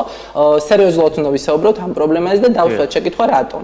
ანუ როდესაც მსგავს მსგავსი მოსწავლეები აბარებენ გამოცდებს და აი მე მყავდა მაგალითად ნაცნობები რომ 10-11 ქულით მოხვდა ეკონომიკის ფაკულტეტზე, მოხვდნენ ბუღალტერიის ფაკულტეტზე და ჩვეულებრივად დაამთავრეს უნივერსიტეტი ბრჭყალებში წარმატებულად. და როდესაც ანუ 11 ქულოსანი და 12 ქულოსანი ცოტა უშნო ჟღერს, მაგრამ მოსწავლე შევა უნივერსიტეტში და დახვდება უმაღლესი მათემატიკა, დახვდება კალკულუსი, დახვდება 1000 რაღაცა რთული საგანი და რთული საკითხი, მოკლედ ის უკვე ვეღარ ეწევა და ვეღარ უბამს მხარს. კი ღებულობს დიპლომს მართალია, მაგრამ ეს დიპლომის შემდგომ თქვენც დამეთანხმებით რომ გამოუყენებელი რჩება. ან კედელზე ლამაზად ფარავს დაუშვათ რაღაც დაჭდევებს, ხო? აი, ან კარადაში ნახეთ. მოდი ლაშა ვისაუბროთ შენსა და მათემატიკას შორის დამოკიდებულებაზე. ხარ ახალგაზრდა მათემატიკოსი, მასწავლებელი, რომელიც გადასცემ მათემატიკურ ცოდნას მომავალ თაობებს. შენი და მათემატიკის ურთიერთობა როდის დაიწყო? ჩემი და მათემატიკის ურთიერთობა არაერთხელ მithქვამს, დაიწყო აი მე-5-6 კლასიდან. კიდევ ხშირად ვიხსენებ ესეთ კურიოზულ მომენტს, რომ კედელთანაც კი ვჯდებოდი ხშირად და წარმოსახვითი მოსწავლეები მყავდა და ვამეცადინებდი. და 10 კლასში ვიყავი უკვე პირველად რომ გავრისკე და გადავდგი ნაბიჯი და მოვინდომე მოსწავლის აყვანა და უკვე მე-11 კლასიდან მოყოლებული აი თვე არ გავადაკვირა რომ მოსწავლეებთან არ მქონდეს შეხება. ძალიან მიყვარს ეს საგანი მათემატიკა, პედაგოგიკა და რა თქმა უნდა მიყვარს ბავშვები ძალიან. ლაშა, ხო არ არის აუცილებელი იმ ყველა რეფორმასთან ერთად რაც ზოგადად გჭირდება არა მარტო ჩვენ კონკრეტულად, არა მარტო ჩვენს ქვეყანას, არა მარტო მთელ სოფლიოს. ამის გარდა რაღაცნაირად საკუთარ თავამდე ალბათ, იმიტომ რომ ჩვენ თუ კარგად გავიაზრებთ, ალბათ ბავშვებს გადავწევთ. ხო ამბობს, რომ მათემატიკა არ არის მარტო რაღაც ციფრების რახარუხი დაფაზე და გაბურძგული სათვალეებიანი, ანუ ისე ვიღაც მეცნიერის რაღაცების წერა დაფაზე, ხო? იმიტომ რომ მათემატიკა გჭირდება ყველაფერში ყოველ წელს. მინიმუმ ჩვენი ტვინი რომ მათემატიკურად არ თვლიდეს, ნუ ბიოლოგიის ჩართულობით იმას, რომ როგორ მოვიქრია ეს ხელი, აუცილებლად ყოველ ჯერზე მოვირთყამ სახეში, ხო? ეგეც ხო დისტანცია ყველაფერი. ხო. აი როგორ შეიძლება ეს ყველაფერი მივიტანოთ ისე ზრდასრულად, მოდით პირველ რიგში, რომ გავაგებინოთ, რომ ეს არ არის რაღაცა ციფრები კედელზე, რომელიც ნუ არაფერში არ დამჭირდება. ნახეთ, ანუ მეთოდიკის და მიდგომების შეცვლა აუცილებელია. მე არავის არ ვაკრიტიკებ არც მასწავლებლებს, არც პედაგოგებს, უბრალოდ რასაც ვუყურებ არის აი სკოლის სახელმძღვანელოებზე მინდა ვისაუბრო გადაცემის მეშვეობით, რომ მხოლოდ სკოლის წიგნებით გასვლა მათემატიკის არის აი აბსურდი. და რატომ ეხლა მინდა აგეხსნათ ძალიან ისე მარტივად შევაჯამოთ, ხო?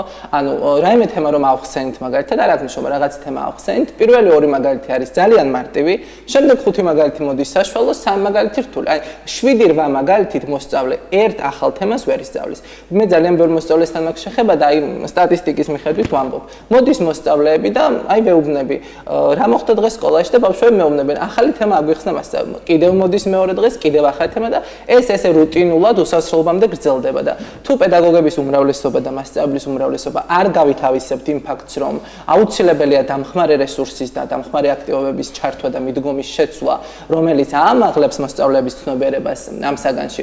ისენ წინ დამეთანხმებით რომ ვერ წავალთ. ანუ მხოლოდ სკოლის წიგნით და მხოლოდ ამ რესურსით მუშაობა წარმოუდგენელია. პირველ რიგში რაც შესაძლებელია. ლაშა, არსებობენ ბავშვები, რომლებსაც გენეტიკურად აქვთ ხოლმე მათემატიკური ნიჭი. ზოგი ჰუმანიტარია, ზოგი ტექნიკური მიმართულებით ვითარდება შემდგომ წლებში. საინტერესოა, შესაძლებელია თუ არა, ვთქვათ, მათემატიკის შეყვარება. თუ ეს თავიდანვე უნდა იდოს შენში და იყო მიმართული ტექნიკური საგნებისადმი. ნახეთ, ახლა რა ხდება? აი დაწყებითი კლასები, დაწყებითი საფეხური, პირველი 4 კლასი არის მთავარი გადამდები. თუ მოსწავლემ ზოგადად შევთანხმდეთ, რომ უნიჭო მოსწავლე არ არსებობს, ხო?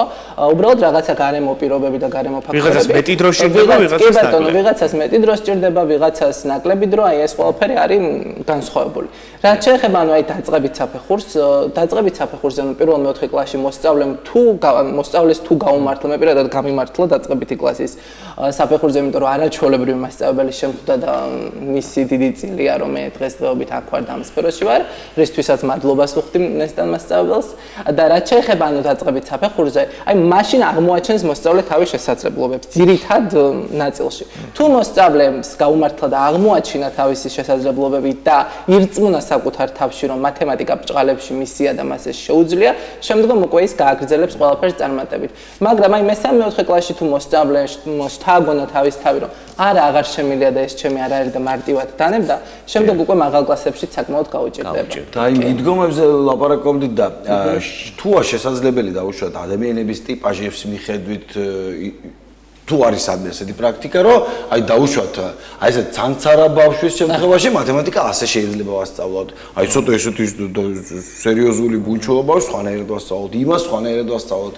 თუ ეს მაინც რაღაცნაირად ერთი გაზონის საპარსევითა ჩამოვარე და ყველაც ერთნაირად ჩამოვარე. კი ბატონო, ნახეთ, დიფერენცირებული სწავლება 21 საუკუნეში აუცილებელია, რომ ყველასთან ინდივიდუალური მიდგომა და მეთოდიკა გამოვიმუშაოთ, მეტად ვცდილობთ მასწავლებლები, მაგრამ მე სულ ვამბობ, რომ მათემატიკას უხდება ჰარმონიულობა, სიმშვიდე, აი მოსწავლე ცანცარა აკპირობ ჭალებში, გაკვეთილზე, რაღაცა ხელს უშლის მასწავლებელს, მას საკმაოდ გაუჭირდება მათემატიკის შესწავლა, იმიტომ რომ გჭირდება სიმშვიდე, გჭირდება ჰარმონიულობა, რომ ის ამოცანა თუ სავარჯიშო კარგად მიხვდე და რაც მთავარია არ მიხვდე, არამედ ბოლომდე გაიაზრო და შეიმეცნო. თქვენ როგორ შეაფასებთ დღეს თანამედროვე ქართველ მათემატიკოსებს? აი ჩვენ ცნობილი სკოლა ხო, რომელიც გვაქვს კომაროვის მათემატიკური სკოლა. ქართული მომავალი თაობა რამდენად დაინტერესებულია ხო მათემატიკით? თქვენ ხართ ნათელი მაგალითი იმისა, რომ ეს ასე არის, თუმცა რამდენად თქვენი თანატოლები არიან დაკავებული დღეს მათემატიკის შესწავლით, იმიტომ რომ ბურჯი ეკონომიკის, ქვეყნის ეკონომიკის მაინც გადის მათემატიკაზე და არა მარტო თქვათ ქვეყნის ეკონომიკის ხო ნებისმიერი ადამიანი პატამ აღნიშნავ ელემენტარულად საკუთარი საქმიანობაც რო დაიწყო გჭირდება გამოთვლები ხო აი ყველა რო დღეს იძახის რომ ბიზნესი მინდა დავიწყო რაღაც ჩემი საქმე მინდა კონდეს თქვენი საქმე ვერ გექნებათ მეგობრებო თუ არ გეცოდინებათ ელემენტარული მათემატიკური საწყისები და ბაზისური ცოდნა აი მოგვიყევით დღეს როგორ შეაფასებთ საქართველოში ადამიანებს მათემატიკური კუთხის ცოდნით სად ვართ კუთხით ვიცით სადაც ვართ და მათემატიკაში როგორაა საქმე? ნახეთ, ანუ აი ეს ბოლო 3-4 წელი, ასე რომ ვთქვათ, ასპარეზზე წამოვიდა ახალგაზრდობა, რომლებიც აბარებენ მათემატიკის ფაკულტეტზე. ჩვენ სახელმწიფოს მადლობა მინდა გადავუხადო ამ ხრივ, რომ პედაგოგიური ფაკულტეტები, მათემატიკა, გეოგრაფია და შემდეგ არის სრულიად უფასო. 4 წელი შეგიძლია სრულიად უფასოდ ისწავლო ბაკალავრიატი და სწორედ აი ეს ყოველივე უწყობს ხელს ახალგაზრდობის სურვილის ამაღლებას და ადრე არ იყო სამწუხაროდ ესე, მაგრამ ეხლა ძალიან ბევრი მეგობარი მყავს ახალგაზრდა, რომელმაც დაიწყო სხვადასხვა საჯარო თუ კერძო სკოლაში მუშაობა, რაც მე ძალიან მახარებს. მე პირადად კი სულ ვუწევ პროპაგანდას ამ საქმიანობას, რომ აი მოსწავლეები გეყოლება, მეცადინებ, რა ვიცი, უცხოეთში წახვალ, ჯერ პირველ რიგში ახალგაზრდებთან გაგშეხება და სულ ვუწევ ესე ბრჭყალებში რომ ვთქვა რეკლამირებას, რომ ჩააბარონ ამ საგანზე. არ არის ეს საგანი ნამდვილად მარტივი, მაგრამ თუ აუბამ ხარს, საკმაოდ შეგიძლია რომ განვითარდე და რაც მთავარია ახალგაზრდებთან კონდეს წვდომა. ლაშა, მე მაინტერესებს ანუ არის რაღაც მეცნიერებები და არის ზოგადად რაღაც პროფესიები და მიმდინარეობები სოფლიოში, სადაც რაღაცის გარეშე ანუ წყალს ვერ დალებ ჭიქის გარეშე, ხო? აი წიგს ვერ დაწერ კალამის და ფურცლის გარეშე ან კომპიუტერის გარეშე. ხო? მე არ ვამბობ ნიჭზე. ამ შემთხვევაში ჩვენს ქვეყანას იგივე მათემატიკოსების და მათემატიკის კუთხით თუ შეუძლია გაუწიოს კონკურენცია წარმატებულ ქვეყნებს, იმიტომ რომ დაუშვათ ერთის მხრივ დილეტანტივით ვამბობ, მათემატიკოს თითქოს აი დიდ აზროვნებასთან ერთად სულ რაღაც ცარცი და დაფა სჭირდება, რომ აი პუანკარის ამოცანა ამოხსნას. ნახეთ, ანუ ჯერ ჩვენ ვართ ძალიან ცოტა ქვეყანაში ხო მოსახლეობა ვართ 3 მილიონამდე და შესაბამისად თუ ვიმსჯელებთ უმრავლესობა საჯარო სკოლები დგას მწვავე პრობლემის წინაშე, რაც წეგან აღნიშნა. უმრავლესობა სკოლებისა გადის რუტინულად, რა ვიცი, გადის მხოლოდ სკოლის სახელმძღვანელოდ და მხოლოდ სკოლის სახელმძღვანელოდ და სკოლის საპროგრამო მასალა მათემატიკის არის ელემენტარულ დონეზე გათვლილი. აი მე პირადად კლასში როდესაც დავამთავრებ თემას და ოდნავ რთული ტიპის მაგალით შევიტან და ფაზი დავწერ, ეგრევე წამოვა ბავშვების ნებათაღელვა და აგრესია რომ აუ მასწავლო რა გვინდა ეს რთული მაგალითი ხო? და შესაბამისად თუ ყველა ერთიანად უნდა ჩაერთოს ამ სფეროში. თუ ყველა მასწავლებელი, ყველა მოსწავლე, ანუ უმეტესობა დაინტერესდება, შეიძლება გავუსწროთ კიდევაც სხვა მოწინავე ქვეყნის მოსწავლეებს ამ საგანში, მაგრამ ჯერჯერობით 1-10 წელი ანუ მაგ პრობლემა არის მხოლოდ დაუშვათ დაუფლებაში, ანუ ის რაღაც რო თქვი სარცი და დაფის და ცოდნის და ასე ვთქვათ სურვილის შემთხვევაში მნიშვნელობა აქვს შეიძლება მიღწევა. კი, არა აქვს არანაირი მნიშვნელობა. ახლა ის გამახსენდა უბრალოდ ანდრე ბევრჯერ ხუმრობდნენ ხოლმე სოციალურ ქსელში რომ რა არის უკაცო ეს რა ამოცანებია ანუ დაუშვათ ეგერ პაატამ შეჭამა 50 ვაში და გიორგის არცეთი არ მიცდა და ვინ არის ანუ რამდენი ვაში და აი ხუმრობა იყო რომ პაატა ღორია დაუშვათ და იმიტომ რომ გიორგისთვის ერთი ვაშლიც არ გამიიღო ეს სპეციალურად კეთდება რომ თუნდაც ეს ემოციები იყოს ჩართული ამაში და ასე ხალისისთვის და მათემატიკა თუ რაღაც მართლა გათვლა რომ რაღაც 50 ვაში შეჭამოს არა როდესაც ანუ ტექსტურ ამოცანებზე მიდგება საქმე თუ უბრალოდ მრავალმოქმედებიან ამოცანებზე, აუცილებელი ფაქტორია, რომ წიგნშიც და მასწავლებელმაც მოარგოს ყოველდღიურ ცხოვრებას ეს ამოცანები და ბავშვისთვის უფრო საინტერესო გახადოს.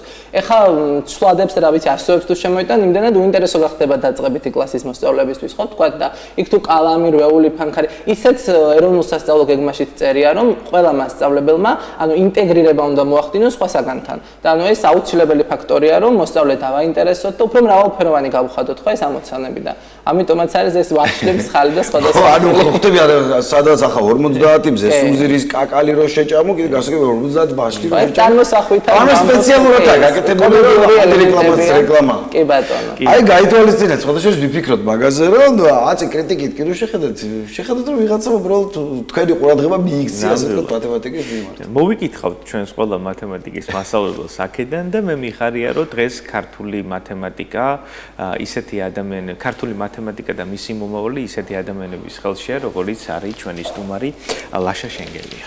წარმატებებს გისურვებ ლაშა და გელოდებით კლავაც ჩვენთან სტუდიაში.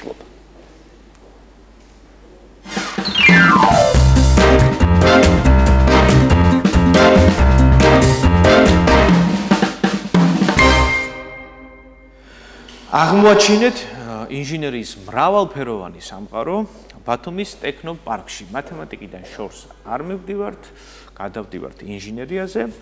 ესე იგი, 5-დღიანი ინტენსიური პროგრამა ჩატარდება ბათუმის ტექნოპარკში ინჟინერიის კუთხით, ხოლო კონკრეტულად პროექტზე ჩვენი სტუმარი გვესაუბრება. ეს გახლავთ თამას ჩხარტიშვილი, ბათუმის ფაბლაბის მენეჯერი. მობრძანდით ბატონო თამას. გამარჯობა. გამარჯობა.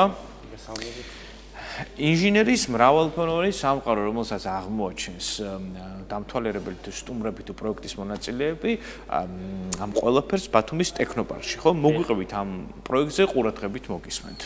მოგესალმებით, მივესალმებით თქვენს მაყურებელს, მადლობა მოწვევისათვის. პირველ რიგში გეტყვით იმას, რომ ეს პროექტი ხორციელდება ბათუმის ტექნოპარკის ინიციატივით, Clever Mind აკადემიის ორგანიზებით. ეს პროექტი მოიცავს 3 ძირითად მიმართულებას, ეს არის სამოქალაქო ინჟინერია, ელექტრო და მექანიკური ინჟინერია, ასევე საზღვაო მიმართულების ინჟინერია. ეს თქვათ ეს მიმართულებები ასევე მოიცავს ალგორითმიკას, პროგრამირებას და ელექტრონიკას, ასევე საზღვაო მიმართულებით ნავიგაცია, რობოტიკა და სხვა მსგავსი, ესე ვთქვათ, ელექტრომექანიკური ესე ვთქვათ, მიმართულებები.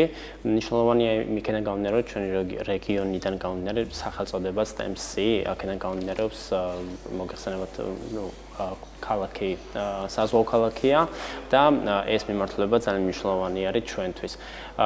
პროექტს რაც შეეხება უკვე მესამე წელია მიმდინარეობს, რაც მიუთითებს იმაზე, რომ ეს პროექტი არის წარმატებული, ერთგვარი პლატფორმი არის ესე ვთქვათ იმ მონაწილეებისთვის, ვინც ჩართული არის ამ პროექტში, იქიდან გამომდინარე, რომ შემდეგ ეხმარება ეს ყველაფერი, ეს გამოცდილება, აქ მიღებული ცოდნა, მათ განავითარონ თავიანთი იდეა, ჩამოყალიბონ როგორც სტარტაპი, იქიდან გამომდინარე, რომ აი ამ მიმართულებების გარდა მათ აქვს შესაძლებლობა მიიღონ გამოცდილება ინოვაციური მეწარმეობის მხრივ, ამ ესე ვთქვათ, მიმართულებაზეც გვყავს მენტორები, რომლებიც ძალიან გამოცდილ ესე ვთქვათ, ცოდნას უზიარებენ ამ ადამიანებს, მონაწილეებს, რომლებსაც ექნება შესაძლებლობა შემდეგ თავიანთი იდეა ესე ვთქვათ, განავითარონ როგორც სტარტაპ პროექტად ჩამოაყალიბონ.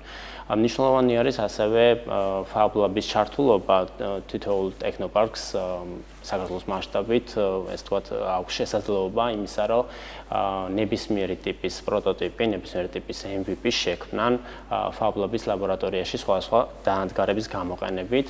ესე ვთქვათ, მიმართულებების მიხედვით მონაწილეები გადანაწილდებიან გუნდებად და ხდება შემდეგ ამ თითოეულ პროექტზე იდეის გენერირება, დამუშავება, პროტოტიპის შექმნა. ელექტრო ხელსაწყოების გამოყენება, ჩვენ ძირითადად ძალიან აქტიურად ვიყენებთ Arduino სისტემებს, რომელიც ძალიან საინტერესო შესაძლებლობას გვაძლევს განსაკუთრებით ესეთი პროექტებისთვის. ეს არის 5 დღიანი ინტენსიური ესე ვთქვათ, პროექტი, რომელიც ესე ვთქვათ, ძირითადად გვაძლევს შესაძლებლობას, რომ აი ამ ხელსაწყოების გამოყენებით შექმნათ პროტოტიპი და MVP. Arduino-საც შეეხება, ეს არის მიკროკონტროლერი, მოგეხსენებათ, რომელიც გვაძლევს შესაძლებლობას, რომ გაუწიოთ პროცესებს ოპტიმიზაცია, მონიტორინგი, კონტროლი, ასევე მართვა და ძალიან კარგი შესაძლებლობა იმისთვის, რომ გაეცნონ ამ პროცესს, განავითარონ თავიანთი იდეა და შემდეგ, რა თქმა უნდა, ფავლობის დახმარებით შექმნან MVP, ანუ პირველადი ხალხშესახები პროდუქტი. მე როგორც მივხვდი ახლა რასაც საუბრობდით და პრინციპში დღეს რაზეც ვლაპარაკობთ, ლეიტმოტივი ყველა თემაში არის ის, რომ ამ ძირითადი ამბის გარდა, რასაც სწავლობდა ვაკეთებთ, აუცილებლად აქეთ-იქით, თორემ მარცხნივ მარჯვენა წინ ზემოთ, მომიჯნავე სპეციალობებსაც უნდა გამოვკრათ ხელი და რაღაცა იქიდან ვიცოდეთ, იმიტომ რომ მე შეიძლება შეგვჭეს ეს ჩვენი ერთი რაღაც ცოდნა, რომელიც ძალიან მნიშვნელოვანი იდეის ასე ვთქვათ ხორცშეწყვა იყოს, მაგრამ ეს ვერ მივიტანოთ ადრესატამდე.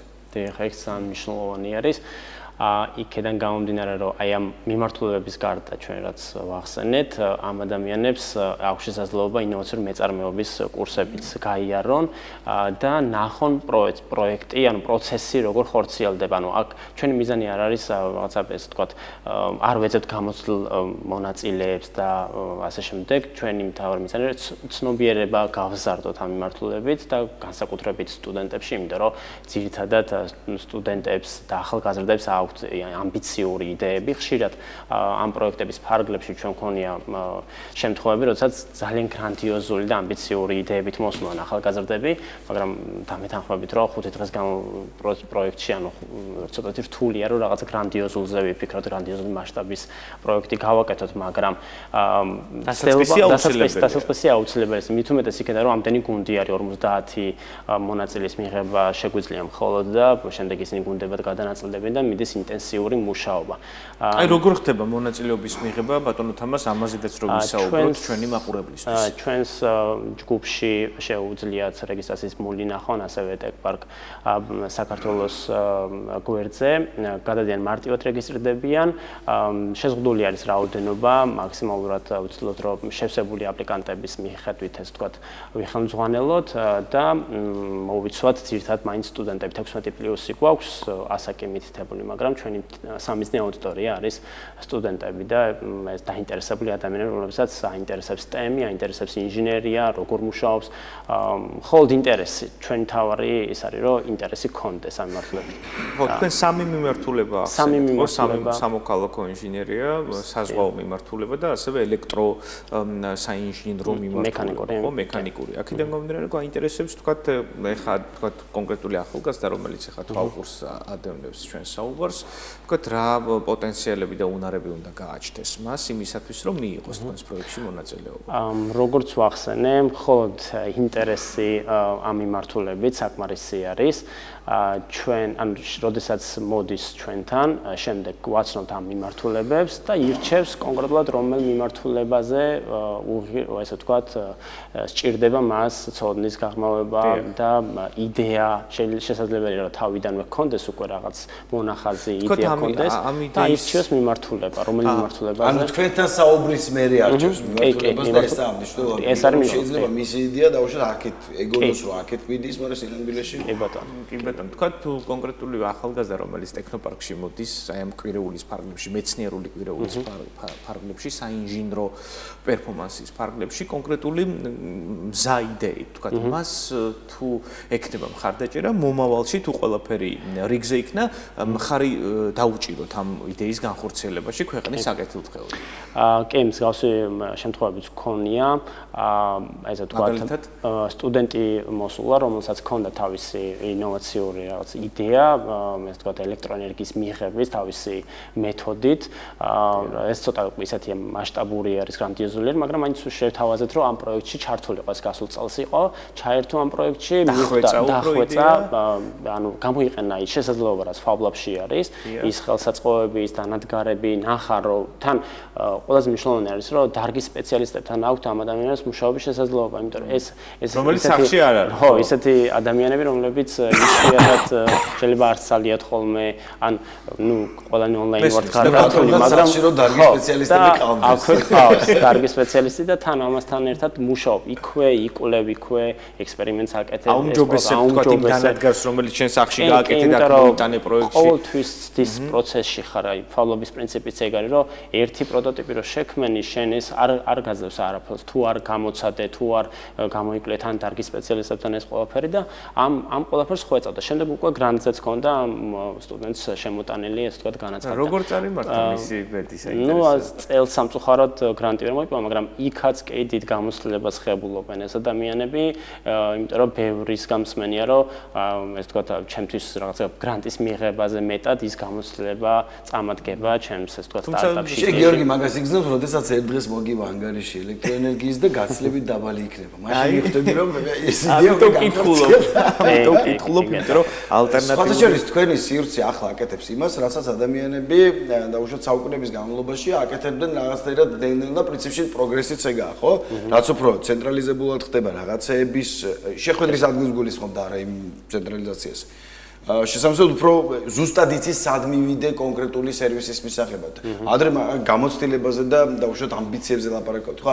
ადრე მაგალითად მე თუ გამოვიგანე ორთქლის მანქანა და მატარებელში ჩავსვი, მე ვიღაც ვიყავი, ნუ შეიძლება წერა-კითხვაც არ ვიცოდი, უბრალოდ ინჟინერული ძალიან განსაკუთრებული ჯადოსნური უნარი მქონდა და ვიღაცა, აი 1000 ფულიანი ადამიანი იყო, მაგრამ ვიღაცა კონკრეტულად ის ავანტურისტული სულის მქონე ჭაღარა კაცი უცებ დაინახავდა ჩემში ამ დიდ პოტენციალს, 10-დან 1, რა თქმა უნდა, და ამბობდა, ნუ ჩვენ დაუშვათ მაქინაციებს რო დავანებოთ თავი, ამბობდა, რომ აი იურიდიულად 50% შენ ახალი იდეა შენია, მაგრამ მე ფულს ვდებ ხა და უკაცრავად ამაში ფული და გავაკეთო.